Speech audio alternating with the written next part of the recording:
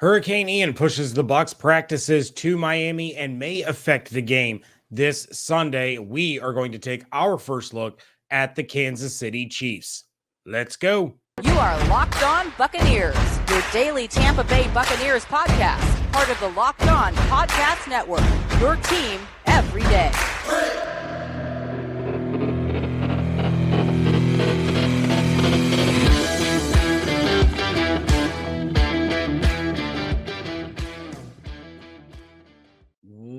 What's up, and welcome to the Locked On Bucs Podcast, part of the Locked On Podcast Network, your team every day. We are your daily podcast covering the Tampa Bay Buccaneers, free and available on all platforms, including YouTube.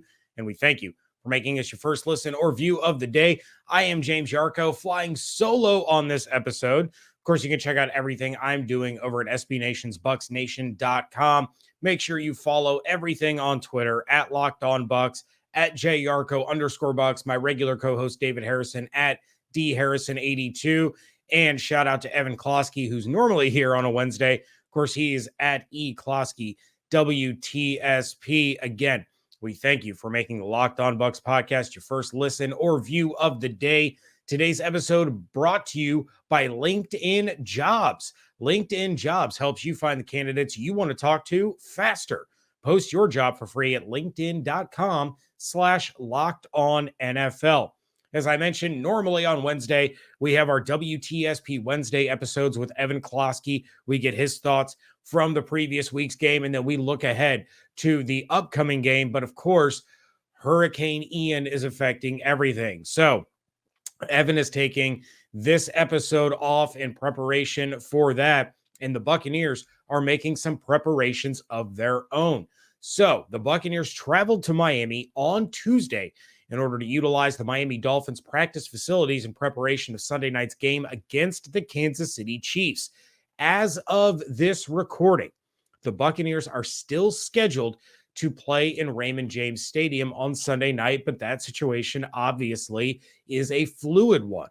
According to the latest radar and reports that I checked out before recording, Hurricane Ian should hit Tampa on Thursday morning. Again, both myself and David hoping all of you in the area of Tampa, the surrounding areas, anyone within the path of Hurricane Ian, hope you stay safe. You've made the proper preparations. If you were told to evacuate, get out of there.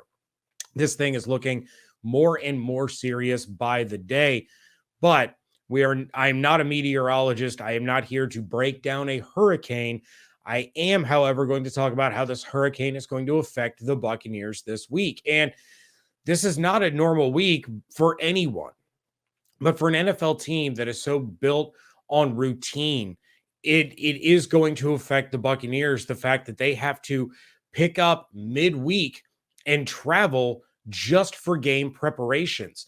Now, the Dolphins were kind enough to let them use the practice fields because the Dolphins are in Ohio getting ready to play the Cincinnati Bengals on Thursday night, but the Buccaneers cannot use the meeting rooms. They cannot use the film rooms.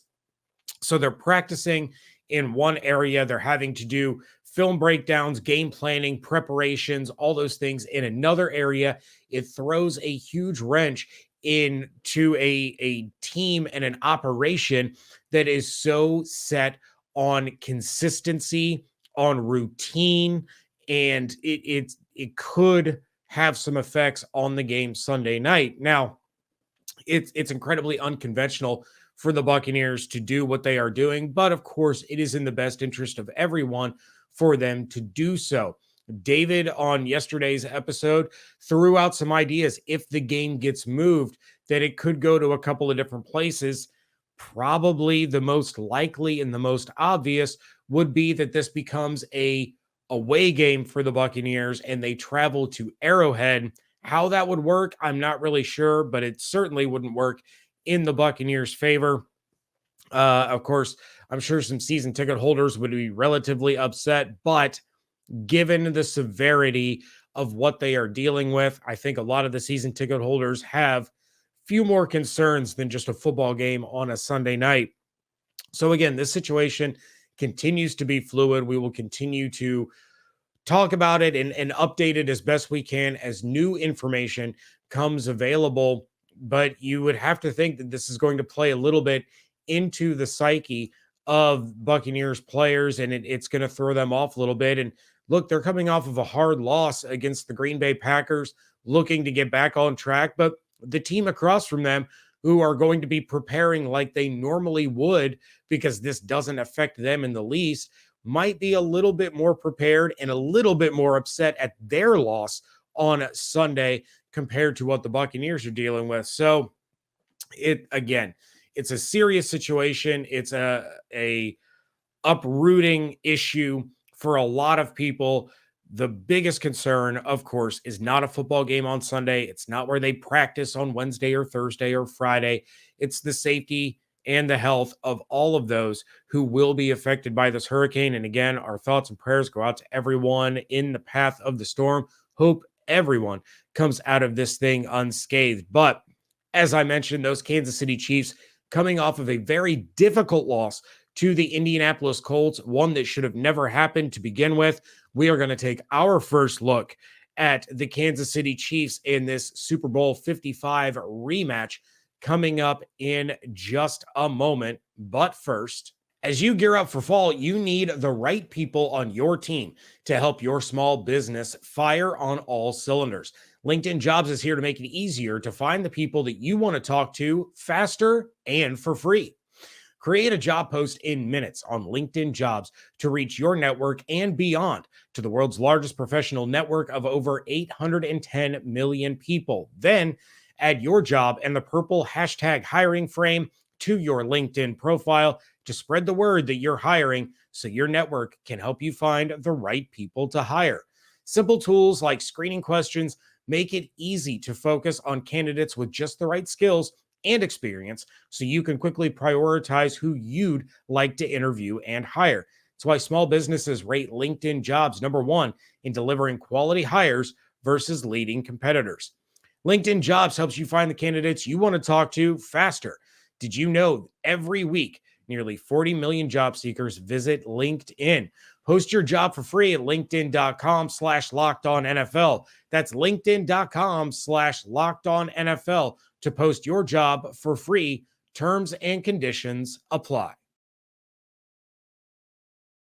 Thanks again for making Locked On Bucs your first listen every day. We are taking a look now at the Kansas City Chiefs, 2-1, coming off of a 20-17 loss to the Indianapolis Colts that was basically sparked by a taunting penalty. The Chiefs defense was getting off of the field after I believe it was a Matt Ryan incompletion, and one of the Kansas City Chiefs started mouthing off and yelling some things, got the flag thrown, 15-yard penalty, automatic first down, and the Colts went on to take the lead following that penalty. A lot of you may have seen that Pat Mahomes and offensive coordinator Eric Bieniemy got into what we will describe as a heated discussion as the Kansas City Chiefs were headed to the locker room for halftime. So some issues there. Andy Reid had to kind of step in the middle of the two guys during that conversation. But for a team that lost Tyreek Hill, came out looking like the most prolific offense in the NFL in week one, things have kind of leveled off for the Kansas City Chiefs. Let's take a look at the defensive side of the ball first. The Chiefs are 17th in scoring defense, allowing 21.7 points per game through the first 3 weeks. They are 15th in passing defense, allowing 224.7 yards per game, and 9th in rush defense at 86.7 yards per game. So even if the Chiefs just give up their average points allowed per game, that would be the most points scored by the Tampa Bay Buccaneers in a game this season, which is terrifying. Anyway, on the offensive side of the ball, the Kansas City Chiefs are 4th in scoring offense at 29.3 points per game. Now, that's a little inflated because if you go back, I mentioned that they came out in week one looking like the most prolific offense in the league. They scored 44 points in week 1 against the Arizona Cardinals. They have scored 44 points in the last 2 weeks combined since then. So, got off to a real hot start, but things mellowed out with the quickness. They are 6th in passing offense right now, averaging 281 yards per game, 22nd in rush offense, averaging 93 yards per game. I mentioned the loss of Tyreek Hill. He will be playing in Cincinnati on Thursday Night Football. And as you would expect, with the loss of Tyreek Hill, Travis Kelce is the team's leading receiver with 230 yards, followed by free agent acquisition Juju Smith-Schuster, who has 178 yards. Their third leading receiver is their running back, Clyde Edwards-Helaire, with 115 yards.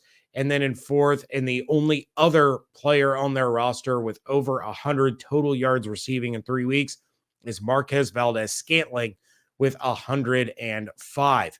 For those of you that have listened to the show, watched the show, followed me on Twitter for any length of time, you all know how I feel about Marquez Valdes-Scantling, the man with bricks for hands, because he can't seem to ever catch anything ever. He'll have like one big catch, and you're like, oh, there he is. And then he'll drop the next 6. It's really, truly incredible to witness.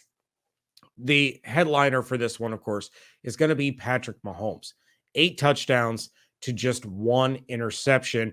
But the Chiefs are sitting there with a -1 turnover differential. They have 1 interception and 1 fumble recovery on the season as a defensive unit. But the offense has 1 interception and 2 lost fumbles. So, not scaring anyone with their ability to take the ball away, at least not the way that the Tampa Bay Buccaneers have been taking the ball away this season. They are currently tied for first in the NFL in total takeaways, and you hope to see that trend continue.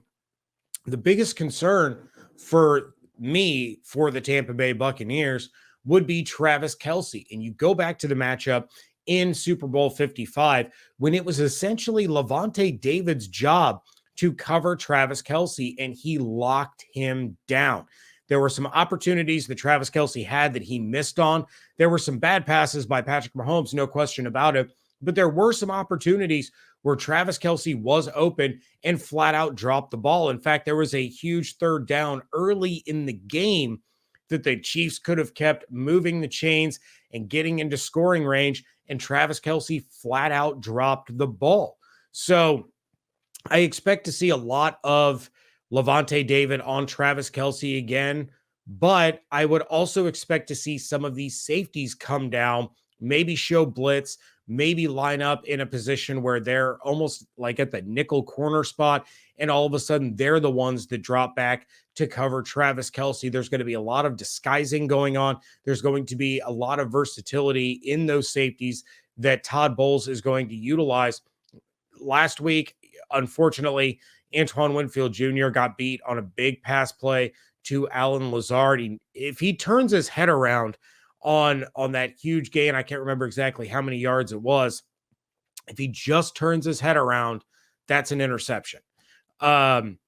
But we have seen some good things out of Antoine Winfield Jr. in coverage this year. We've also seen some really good things out of Logan Ryan, who did get the interception on Aaron Rodgers last week. I would expect to see him line up opposite of Travis Kelce a time or two on Sunday. Then you take a look at Juju Smith-Schuster, who we've seen in Pittsburgh can be an extremely dangerous receiver, but when he's asked to be the guy, he tends to struggle. Good news for him in Kansas City. He may be the de facto #1 wide receiver, but he's not the guy. Travis Kelce is the guy, and it has opened up some opportunities for Juju Smith-Schuster to start to try to regain that form that he had in Pittsburgh for a couple of seasons. And overall, he's been relatively effective. Again, he's averaging just a shade under 60 yards per game receiving, but he's a guy that Patrick Mahomes trusts to be able to move the chains on a 3rd down. He can be a deep threat. He's not a Tyreek Hill deep threat, but he can be that deep threat. he can also make plays with his legs if you get him the ball in space. A short, quick crossing route or a slant route, letting him get the ball quickly and utilize those legs to make a play and turn 6 yards into 16 or 26 yards relatively quickly. What I have been really impressed by with the Kansas City Chiefs is Clyde Edwards-Helaire. He's really starting to kind of find his footing in the NFL. No pun intended, but he's a guy who's almost been forgotten the last couple of years when he should have had a lot of opportunity to contribute to the offense. He's been a good pass catcher since he came out of LSU a couple of years ago, and I'm sure a lot of you do remember I was pounding the table hoping that the Buccaneers would get Clyde Edwards-Helaire, but he's an effective all-around running back, an all-around weapon, and the Chiefs are finally starting to utilize him in that fashion. Now, they don't have a ton of success in the run game right now. As I mentioned, they're 22nd in the NFL with just 93 yards per game. But you know what? The Buccaneers are 25th in the NFL in rushing yards per game. So the Chiefs are doing a little bit better than the Buccaneers in that aspect. And Clyde Edwards-Helaire is no longer just simply a running threat. They've begun to utilize him in the passing game, especially when Patrick Mahomes starts to get in trouble. He's become that safety valve that Mahomes can get the ball out quickly and allow Clyde Edwards-Helaire to pick up a couple of yards here and there. As I said, he is their third leading receiver on this team with 115 receiving yards. So just a little bit under 40 receiving yards per game for Edwards-Helaire.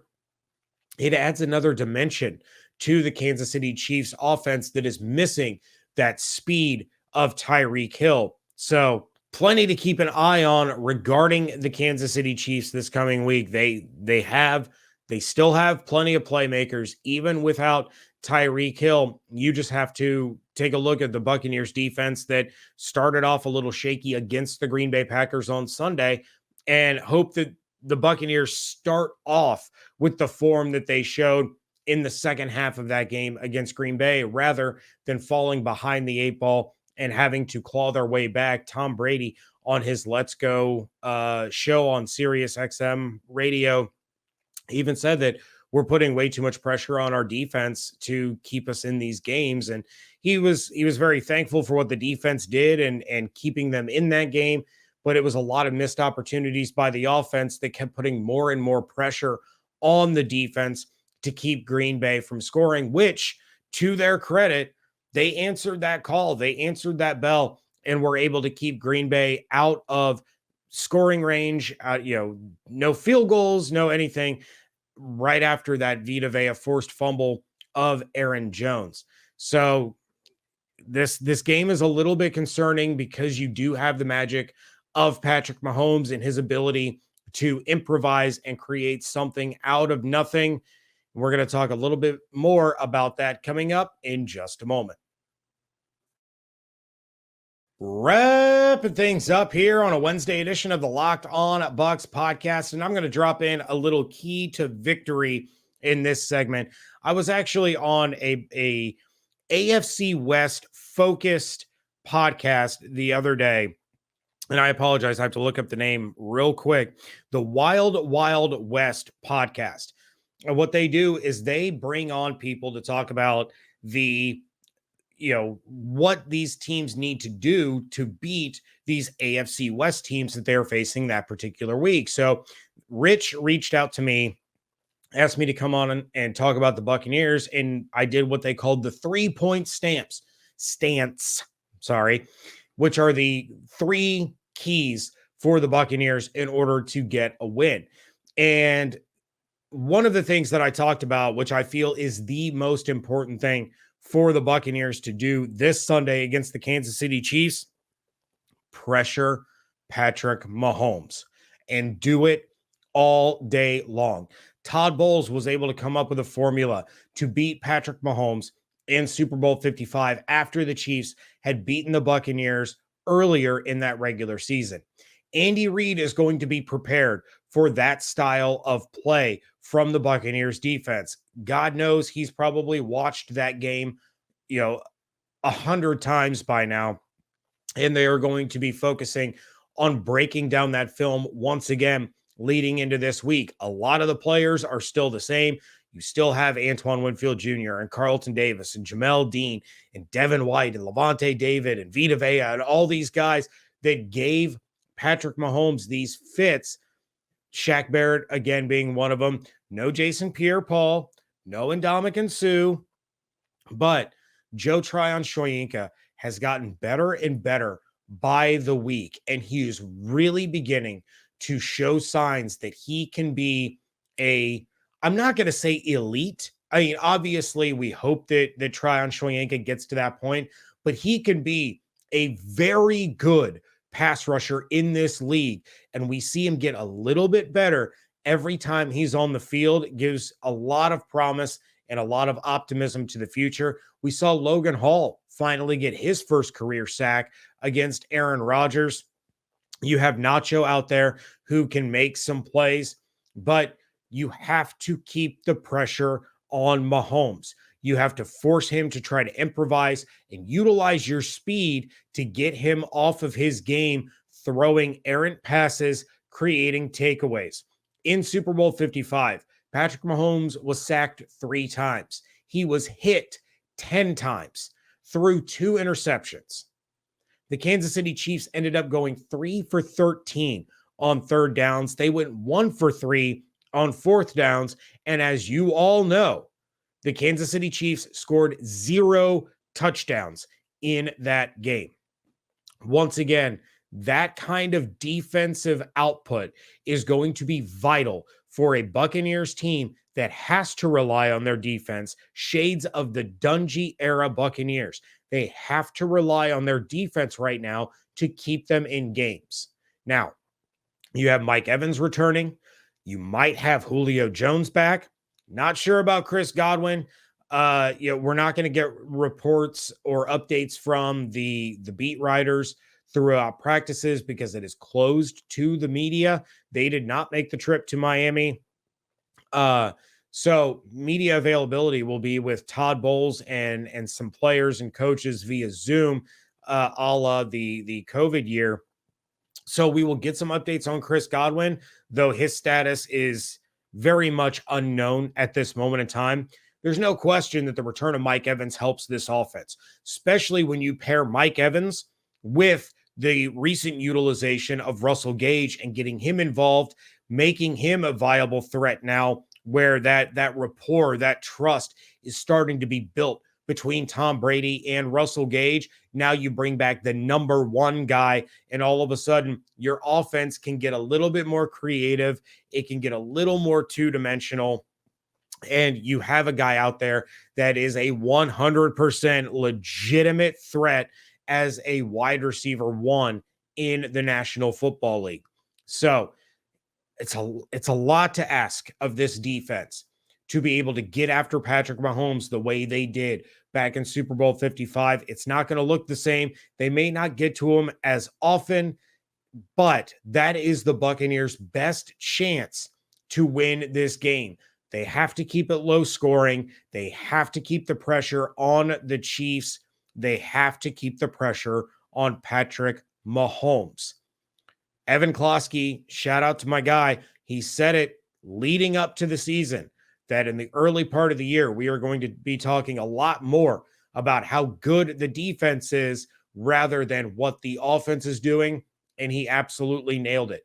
You hope to see some of these guys start to return from injury a little bit. Hopefully Donovan Smith is back sooner than later. Hopefully Luke Gedeke is improving and starting to grasp the NFL game a little bit better, because that protection for Tom Brady has not been great through the first 3 weeks. They're going to have a few issues with the Kansas City Chiefs on Sunday. If that protection isn't tightened up, it makes it difficult for the offense to get things going when Brady doesn't have the time that he's accustomed to in Tampa to get the ball down the field to his playmakers. With that, I bid you all a fair adieu.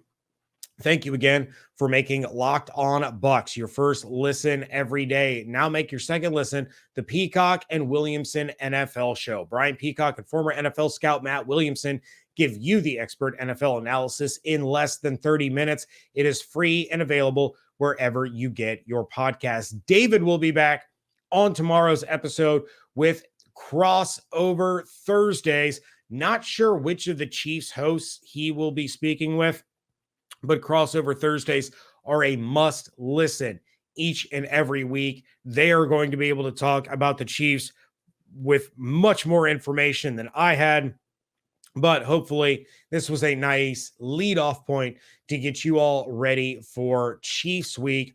If you have any questions, topics, comments, of course, you can give us a call at 813-444-5841 or send us an email to lockedonbuckspodcast@gmail.com. Check out everything that I'm doing over at bucksnation.com.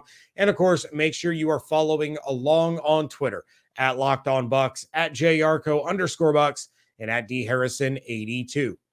Hope you all have an absolutely outstanding day. Stay safe, stay healthy, fire those cannons. And we thank you so much for joining us right here at Locked On Bucs.